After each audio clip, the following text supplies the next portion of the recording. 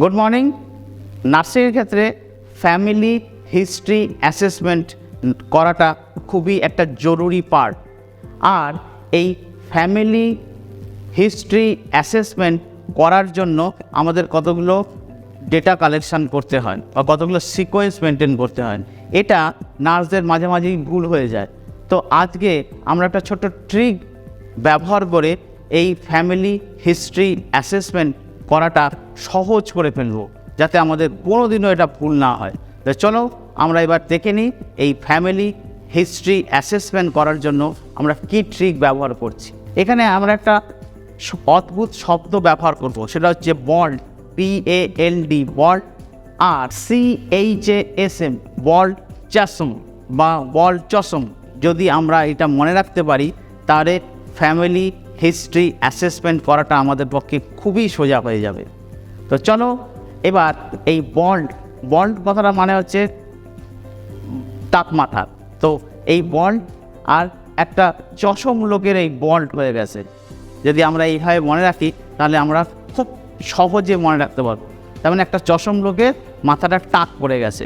এটা হচ্ছে family history assessment করার বা মনে রাখার জন্য খুব সহজ একটা পদ্ধতি।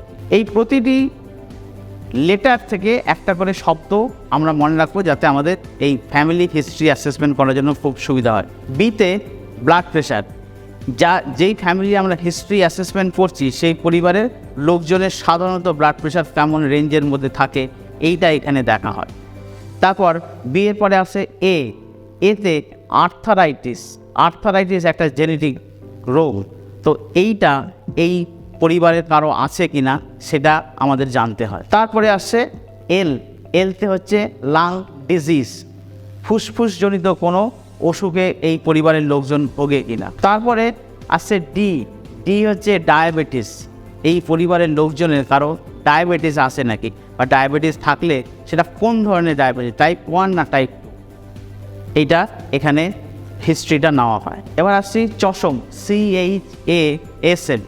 তো সিতে আমরা ক্যান্সার, এই পরিবারের কোনো লোকের ক্যান্সার হয়েছিল কি না সেটা ডেটা কালেকশান করা হয়। এরপরে আসছে এই যে হচ্ছে হার্ট ডিজিজ, এই পরিবারের লোকজনের কোনো রকম হার্ট ডিজিজের সমস্যা আছে নাকি সেটা জানা হয়। তারপরে আছে অ্যালকোহলিজম, মানে এই পরিবারের লোকজন অ্যালকোহল খায় কি না বা খেলে কতটা খায়, ইনফরমেশনটাও এখানে নেওয়া হয়। এরপরে আসছে যে এই পরিবারের লোকজনের কারো স্ট্রোক হয়েছে না, স্ট্রোক হওয়ার কোনো ইতিহাস আছে নাকি এই পরিবারের মানুষজনের, সেটা এই হেলথ ফ্যামিলি হিস্ট্রি অ্যাসেসমেন্টে নেওয়া। বাকি থাকলো মেন্টাল ডিসঅর্ডার, এই পরিবারের মানুষজনের মধ্যে কোনো মেন্টাল ডিসঅর্ডার যেরকম সিজোফ্রেনিয়া, ডিপ্রেশন, এরকম কোনো রোগ আছে কি না সেটা দেখা হয়।